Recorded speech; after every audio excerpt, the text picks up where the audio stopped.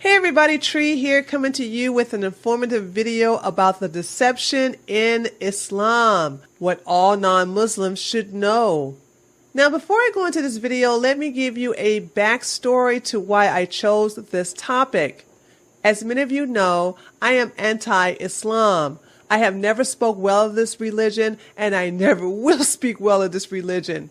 I have studied a lot of religions, and out of all of those religions, none of them are as criminal, malicious, cruel, perverted, and deceiving as Islam.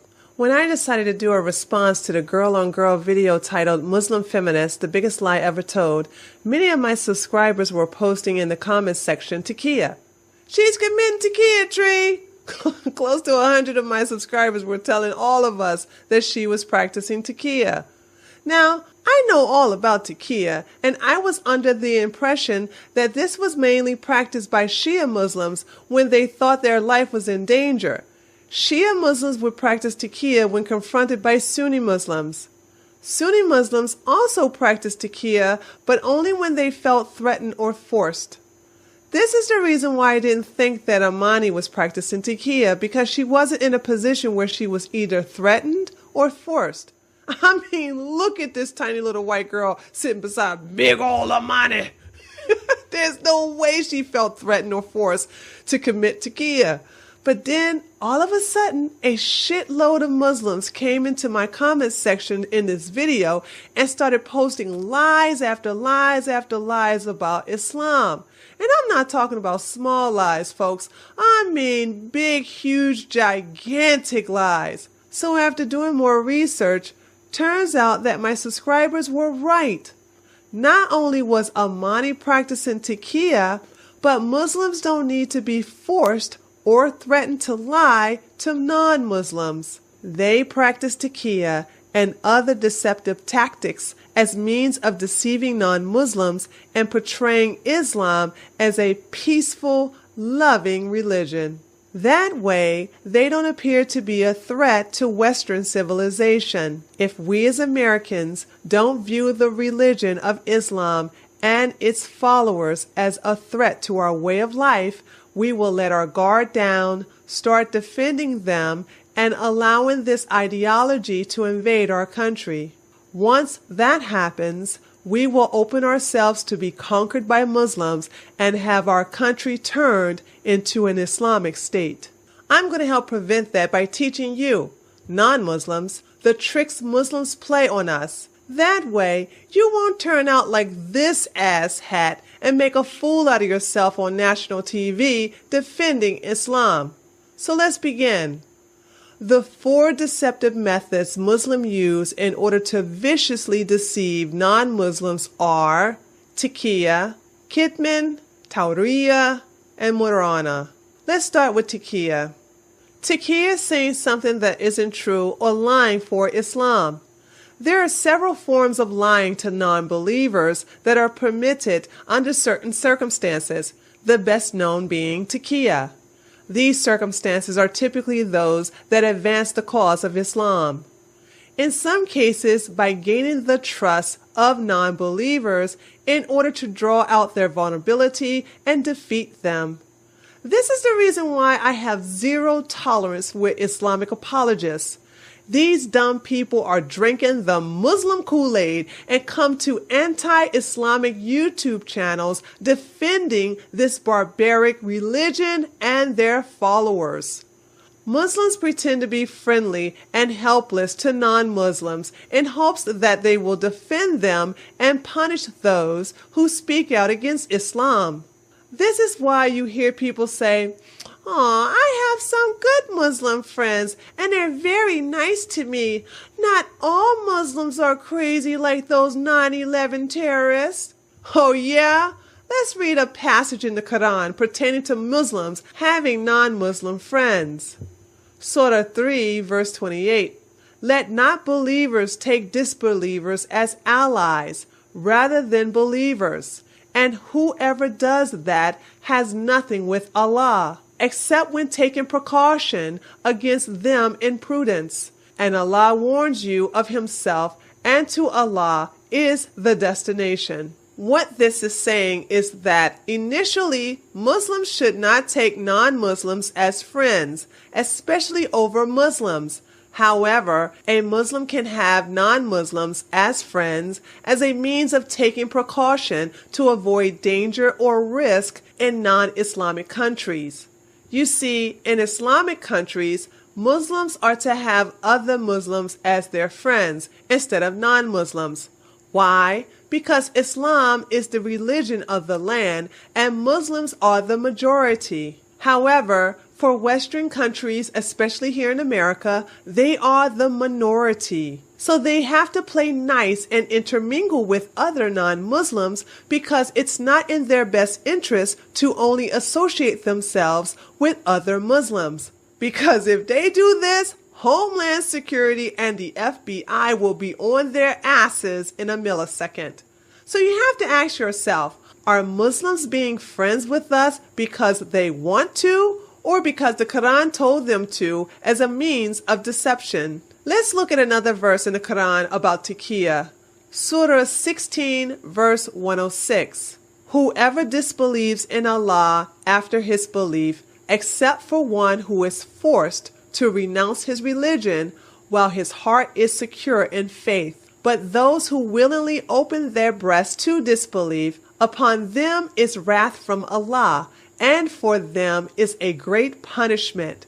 This is the reason why I thought Muslims have to be forced to lie, i.e. practice taqiyya. But turns out this is not true, because based upon Surah 3 verse 28, a Muslim can lie in order to gain allies/friends in order to seem like a team player rather than an adversary. This is the reason why Amani was telling lies after lies after lies to Hannah in order to appear peaceful and friendly.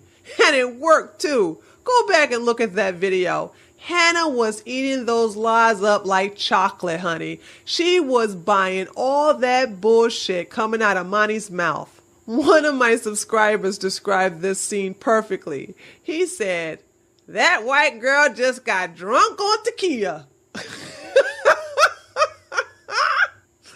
Not only was this funny, but it was also true. Let me show you another example of a Muslim practicing taqiyya on my channel. So here we have a Muslim chick being very deceptive. Even her name is deceptive. She has the nerve to call herself Sarah Boo. Really, girl? Really, Sarah Boo?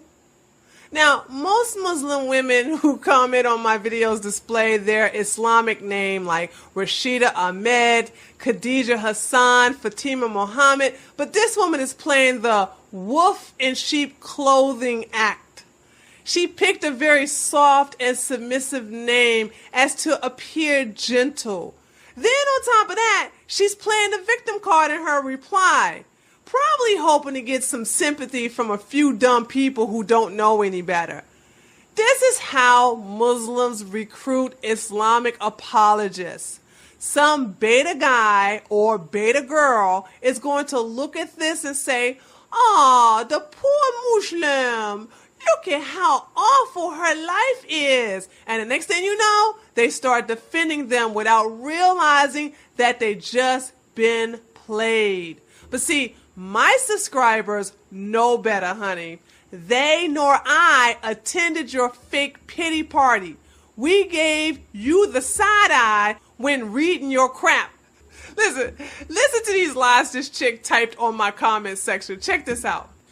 "I don't even know what to say. What will you get if you say all these things about us? Just leave us alone." What? Are you high? Leave you alone? Bitch, leave us alone. You and your Muslim posse came over here and started fucking with us. Y'all blew up our buildings. The Muslim rape gang went inside the EU and started raping women and children. Muslims cut a priest's head off in the Catholic Church. Your Muslim men are killing gays. Y'all came on our land and started tearing shit up. We didn't mess with you. Muslims came to our country and started raping, killing, robbing, and destroying sections of our cities. And when we fought back, y'all want to play the victim card by crying, "Leave us alone." Girl, shut up and put the crack pipe down. Anywho, then she goes on to say, "We believe in whatever we want to." No shit. Can't you see how it is hurting us all, those things media say about us? You mean the truth? You hate the media? Well, some of the media outlets are telling the truth about you and your religion. You hate it because it delays Islamic leaders' plans to take over the world. You don't like that, huh, honey? Oh, well, that's too damn bad. I couldn't even watch the full video. Yeah, you couldn't watch it because it's full of facts. I take your own holy book and show you how you are inferior to men. I show you how your husband is allowed to beat you. I show you verses in the Quran where your husband has sexual dominance over you and why you must cover up. I show you the truth and you can't handle it, girl. But you know what? I think you're lying. Yeah, girl, I think you're lying. I believe you saw the entire video and now your butt hurt. Yep, you are butt hurt. That's why you posted this "leave us alone" garbage on my comments section, because you saw the entire video and now your ass is on fire because of it. But don't worry, hon. Ain't nothing a little preparation H can't handle. We are respecting everybody's religion. Why can't people respect ours and our opinion? Oh my God. This girl and this taqiyya, oh my God. Look, girl, because your religion revolves around a pedophile who instructed his followers to rape, murder, conquer, enslave, and torture millions of people of all nationalities worldwide. Islam is cancer, and the truth is chemotherapy. Deal with it. Is covering up your body a bad thing? Yes, it's a bad thing when you have to do it in order to prevent from getting raped by Muslim men. Do you know how stupid it is to blame women for Muslim men being rapey? They have barbaric tendencies, and instead of them getting psychiatric therapy or taking medication, no. You have to cover up. No, you have to cover up. Do you see how stupid that is? Really? Do you not see this? That's like you having a headache, but I have to take the aspirin. Does that make sense to you, girl? It shows how precious women are. Girl, those are lies, aka taqiyya, that Muslim men tell you in order for you to sign up for Islam. Muslim men practice taqiyya on Muslim women in order to add them to their harem. So Muslim men are going to tell you and other non-Muslim women a bunch of lies in order to reel you into their collection of wives. You see, y'all call it taqiyya. We call it pimping. I don't even know what more to say. You said enough. I hope you got whatever you wanted to get by saying all those hurtful things about us. Oh boy. So here's my response to her. Oh, are you committed to taqiyya, honey? Or are you that delusional? I'm going to choose the first one. Taqiyya. For those of you who don't know, there's a Chia Pet commercial, and the theme song of the Chia Pet commercial go Chia. Just Google or put Chia Pet theme song in the search box of YouTube, and you'll see the commercial. It's an old commercial, and the theme song goes Chia. And I took the Chia out of there and I put taqiyya. I thought it was cute. I thought it was a cute switch of words, so that's why I use it like that. So she responds back to me, and this is what she says. That's so childish. You should at least try seeing it from our perspective. Why? I am civilized, honey. Your religion is barbaric. Why do I need to see it from your perspective? How would you like it if a killer asked you to see things from his perspective? Oh, wait a minute. That's right. You do see things from his perspective. My bad. Carry on. So now I want 100% confirmation that she's practicing taqiyya. So I asked her a question in reference to proven facts that even religious Muslim leaders admit to. Muslim scholars admit to what I'm about to ask her. If she denies this, it means she's definitely practicing taqiyya, and I don't need to waste any more of my time with her. So I post, let me ask you something, Muslim woman. I just want a yes or no answer. Do you agree that a 50-year-old man should have sex with a 9-year-old girl? And she says, no, of X I don't. I don't know what that means as far as X is concerned. Maybe it's a Muslim thing. I don't know. But anyway. And I know where this is going. Indeed, no, it is not true at all. I am a Muslim and I know my religion more than you do. I've been studying it my whole life. Oh yeah, you definitely know your religion, girl. You definitely know your religion. You know that the Quran and the Hadith gives you permission to lie to me when confronted, okay? And that's what you're doing right now. Notice how she never denied practicing taqiyya when I confronted her with it. She just brushed me off as childish. And that's an SJW move, you know what I'm saying? That's what they do, okay? And that's what she did. But I noticed how she didn't deny that she was practicing taqiyya. And wham! The next thing I know, she does it, okay? But just to be on the safe side, I asked her again about the actions of her prophet. So you're saying that your prophet Muhammad did not marry Aisha at the age of 6 and had sex with her at the age of 9. Are you saying that this didn't happen?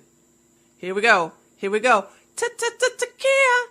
Yes, I am. You should really start reading more. I can't even finish this sentence without laughing. Okay, hold on. You should really start reading more about him and get to know how good he was.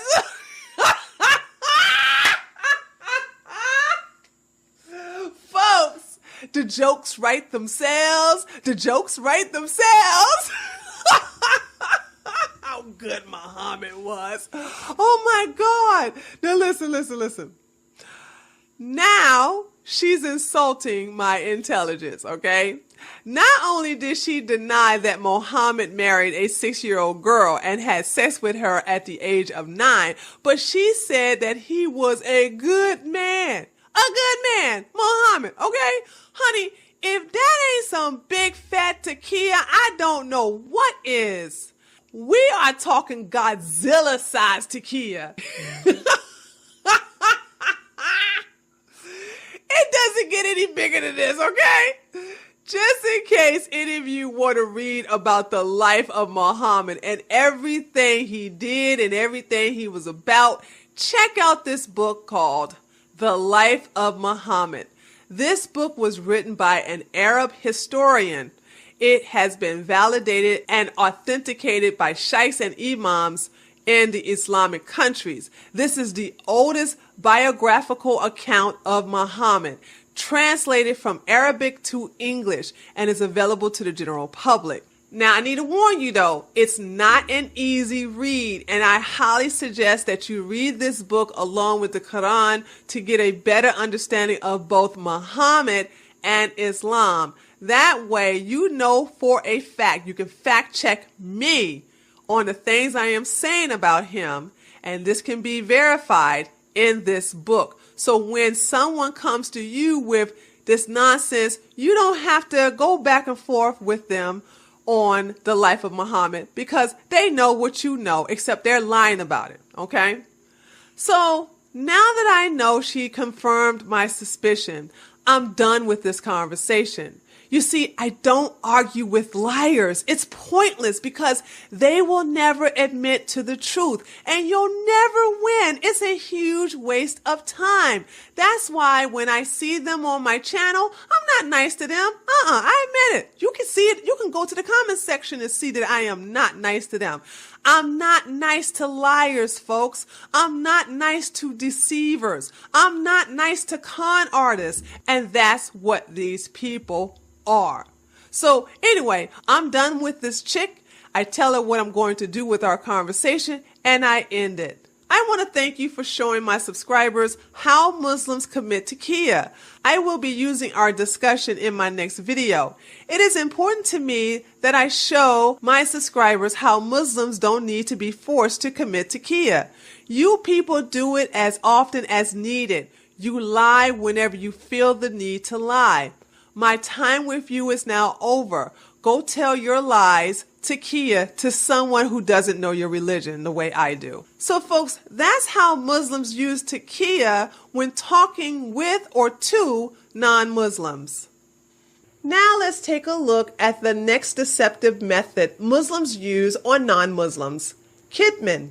Kitman is lying by omission. This is done a lot when quoting the Quran. Kitman comes from the Arabic word katama and means to hide or to conceal. Often, kitman results in a gross distortion of the truth. For example, in the comments section, I was watching a debate between a Christian and a Muslim. The Christian said she had heard that Allah told his followers to conquer and kill all non-believers. The Muslim man said that this was not true. He said that inside the Quran, there are lots of verses stating that Allah loves everyone, but favor those who believe in Him more. Then he quoted the Quran, Surah 9, verse 5. Allah is forgiving and merciful. Now, of course, the Christian didn't have a copy of the Quran to fact check him, but I did. So I opened up the book and went to that verse, and this is what I read. And when the sacred months have passed, then kill the polytheists wherever you find them, and capture them, and besiege them, and sit and wait for them at every place of ambush. But if they should repent, establish prayer, and give zakah, let them go on their way. Indeed, Allah is forgiving and merciful. Now, does this sound nice to you? In other words, after Ramadan, go kill the pagans, seek them out, surround them, and capture them. Hide in places where they frequent and ambush them. However, if they should express remorse for worshiping the wrong god or gods, allow them to pray to Allah and make financial payment, which is a payoff or bribe. Once they have done all of this, let them go. After all, Allah is forgiving and merciful. Now, when I confronted this Muslim man and told him that he excluded 90% of the verse, and I typed the verse in its complete context, he used the old trick of, "You don't know Arabic, so this English version has been translated incorrectly." And now we're back to taqiyya again, folks. But let me address this Arabic to English nonsense. I want you all to know that when you read the Quran in English, understand you're reading the PG-rated version. Oh yeah, because I was told by an Islamic scholar that the actual Arabic text is much worse. It's easy for Muslims to play this game. They know that you don't know Arabic, and most of the time, they don't know it either. However, this won't stop them from using this excuse as a means of deceiving you. Moving on to the third deceptive method Muslims use on non-Muslims, taqiyya. Taqiyya is intentionally creating a false impression or creative lying in virtually any circumstances. For example, if Sally asks Abdul for $1 and he says, "Sorry, Sally, I don't have $1. I don't have a dime on me. But in his wallet, he has a stack of $20 bills. That's practicing taqiyya. You see, it's true. Abdul doesn't have a dollar or a dime on him, but he does have a large stack of $20 bills. He made it appear as if he was broke, but this is far from the case. Abdul creatively lied about not having any money, and this is taqiyya, which is encouraged and acceptable in Islam. Here's another example of taqiyya. This is a video of an anti-Semitic Muslim girl at the University of California, San Diego, questioning a Jewish professor by the name of David Horowitz. Watch this. Yes. Good evening. I just wanted to say thank you for coming to campus tonight and presenting your point of view. It's always valuable to have two sets of views going on at the same time. Very useful. This Muslim is wasting no time with practicing taqiyya. She goes on a spiel about how good it is to get 2 points of views and then finish it off by saying it's very useful. Now, this may seem like a compliment, but it's not. The information she received is going to be very useful for her in reference to fighting the Jews, but not useful in learning and living with Jews peacefully. See how clever that is? That's taqiyya. Now, she's also starting off appearing very nice, but don't worry. That won't last long. Watch this. My name is Jumana Imad Musa Ahmed al-Bahri, and I'm a student here at UCSD. I was reading your literature. I found that much more interesting than the talk. See what I mean? See what I mean? Now she's throwing shade. She was like, your hour-long lecture, Mr. Jew, was a waste of my time. I think you should have kept all of that and just passed out your literature because that was more interesting to me than your boring-ass speech. Oh my God. Shade, shade, shade. And I found some interesting things about the MSA, which is an organization that's very active on campus, and it is hosting our annual Hitler Youth Week. You should come out to those events. Okay, the MSA means Muslim Student Association, and the Muslim Student Association is hosting Hitler Youth Week. This Muslim girl hates Jews. She's an anti-Semite, and she took it upon herself to not only confront a Jewish professor, but she also disrespects his Q&A session by inviting students to participate in Hitler Youth Week. Hitler Youth Week! This is an anti-Semitic Muslim organization hosting a youth week for students who align themselves with Hitler and the killings of Jews. So, yeah. Tell me again how these moderate Muslims differ from radical Muslims again? If you could clarify the connection between the MSA and jihad terrorist networks, because last I checked, we had to do our own fundraising, and we never get help from anyone. So if you could clarify the connection between UCSD's MSA, or if you don't have such information, if you could connect other MSAs on UCs, because the connection wasn't too clear in the pamphlet. Just if you could clarify. Okay. Will you condemn Hamas here and now? Oh, suck it now. Professor Horowitz is about to open a can of whoop ass on this chick. I'm sorry, what? Will you condemn Hamas? Would I condemn Hamas? As a terrorist organ, genocidal organization? Are you asking me to put myself on a cross? She's in America, folks. She's not in Palestine. If she was against Hamas, she would condemn it. She's safe and sound here in America, but she's practicing taqiyya by saying, are you asking me to put myself on a cross? Look at what she just did. She's using a Christian symbolism to present a false impression of being a victim. A Muslim made it appear that her answer will cause her to be crucified like Jesus. She has no respect for Christians, but she understands that most religious people are horrified over the way Jesus was crucified. So she uses that in connection with herself in order to avoid answering the question. Now that's some creative lying right there, folks. It doesn't get any better than this. And that's what taqiyya is all about. So you won't. I actually have had this experience many times. You didn't read the pamphlet because the pamphlet is chapter and verse. The main connection is that the MSA is part of the Muslim Brotherhood Network as revealed in the documents. I don't think you understood what I meant by that. I meant if I say something, I'm sure that I will be arrested.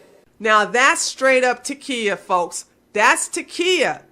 We have free speech here in the United States. No one is going to arrest her if she condemns Hamas. Hell, condemning Hamas is a good thing, but she's not going to do that. So instead of telling the truth, she lies about getting arrested if she expresses her opinion. She's not going to get arrested if she supports Hamas, and she's definitely not going to get arrested if she condemns Hamas. But like the professor said, the Muslim Student Association is part of the Muslim Brotherhood, which is a terrorist organization. So here we have our moderate, so-called peaceful Muslim who not only support Islamic terrorism, but is connected to it. And she's right here in a good old US of A attending our university. For reasons of Homeland Security. So if you could please just answer my question. If you condemn Hamas, Homeland Security will arrest you. If I support Hamas, because your question forces me to condemn Hamas. If I support Hamas, I look really bad. If you won't condemn Hamas, obviously you support it. Zing! Case closed. I have had this experience, I had this experience at UC Santa Barbara where there were 50 members of the Muslim Students Association sitting right in the rows there. And throughout my hour talk, I kept asking them, will you condemn Hezbollah and Hamas? And none of them would. And then when the question period came, the president of the Muslim Students Association was the first person to ask questions. And I said, before you start, will you condemn Hezbollah? And he said, well, that question is too complicated for a yes-no answer. So I said, okay, I'll put it to you this way. I'm a Jew. The head of Hezbollah has said that he hopes that we will gather in Israel so he doesn't have to hunt us down globally. For it or against it? For it. Thank you. Thank you for coming and showing everybody what's here. And you're wearing a terrorist neckerchief. If you understood... you didn't hear the lady. Could you please answer my question? You don't get to make a speech. And there you have it, folks. Look at your moderate Muslim being all peaceful. But notice how she practiced both taqiyya and tawriyah before finally admitting the truth. The link to this video is in the description box. I highly recommend that you watch it again without my commentary, and you'll see for yourself why these people can't be trusted. And finally, the fourth deceptive method Muslims use on non-Muslims is maruna. Maruna means blending in by setting aside some practices of Islam or Sharia in order to appear modernized. Maruna is perhaps the biggest deceptive practice by Muslims today, as it allows them to be flexible regarding the commands of their faith in order to properly blend in with the society around them. Muslims practice maruna in the same way a chameleon changes colors to avoid detection.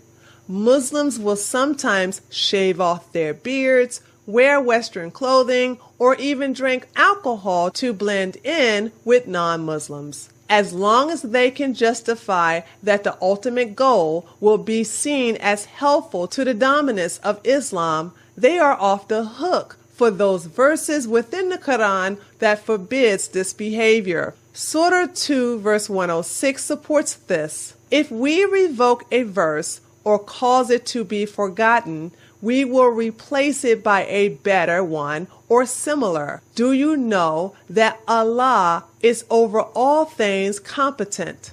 This means that Muslims may forget some of the commands in the Quran as long as they are pursuing a better command. Muslims striving to advance Islam can deviate from their Islamic laws in order to cause non-Muslims to lower their guard and place their trust in their Muslim counterpart. Another common way of using muruna is for a Muslim to marry a non-Muslim or to behave like a non-Muslim so their true agenda will not be suspected. It is no secret how I feel about Islam and those who follow it. Frankly, I just don't trust them.